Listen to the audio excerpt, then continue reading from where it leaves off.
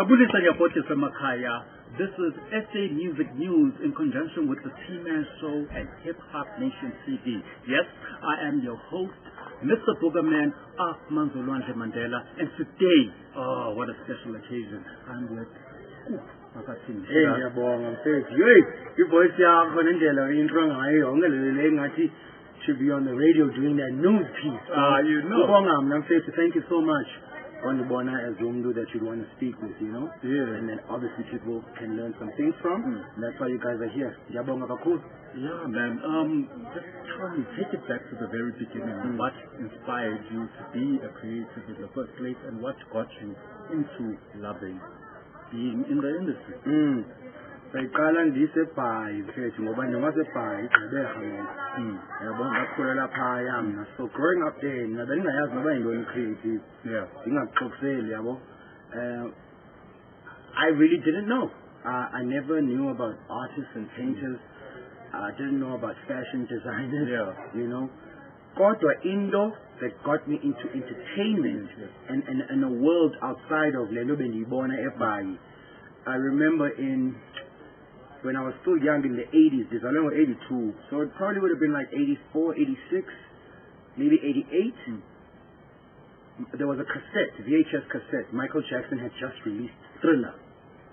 And it was a movie. Lento yoba music videos, film, yaqala pha kuye no Thriller. So not endlini, ichomi yakasisa ngomdala had a cassette tape yaka-Thriller.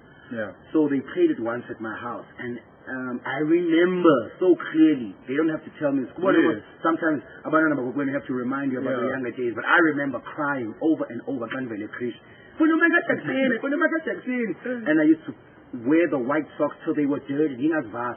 Beg my mom to come with more white socks, only because of Michael Jackson. That's where the journey for me started, because I was like, as I got older, I realized, oh, this guy is a musician, and he has such an impact on me. And then things kind of like blew up from there. Because after I left PE in 99, I had Devon, is when I got opened to fashion, when I got opened to painting, just outside of entertainment and music. I see. And I also loved television, generally. You know, I remember watching Gem Ellie, and I saw one of the clips where they had Proverbs. Yeah, and like it was so amazing. It was so touching that you could go to someone and actually televise your talent and actually, and say who you are. Showcase. Yeah. So those were my times. Wild Room was also big for me. Yeah. And for me, man, Studio Mix was also huge. Was a big one. Was also huge. Was a big one. And working for this brand, I mean, VUSE.ZA, I mean, for you as an entertainer, what have you learned in terms of working for them? For me, every time I work or I come to work here on set, the one thing I've learned, and it gets better with every job, is how to deal with people, man. Yeah. You know, you've got to be good with people. Yeah. You can have talent all you want, but if you're not good with people, are we now? Secondly, it gives me a chance to be right next to people I aspire to be like and people I admire. You understand? So I don't have to, like most of the things that you think are questions for y'all, I'm actually so interested that I'm learning for myself.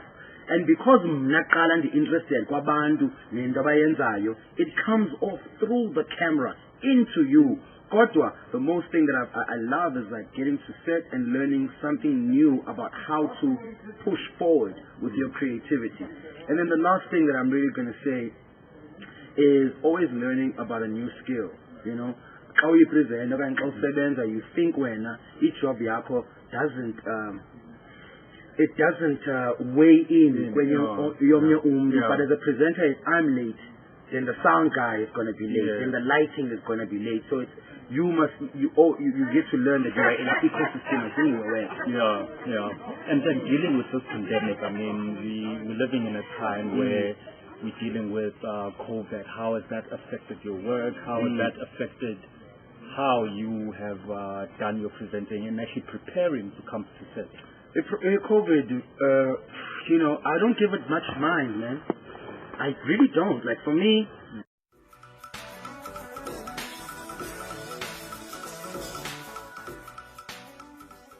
not until someone close to me hasn't passed away.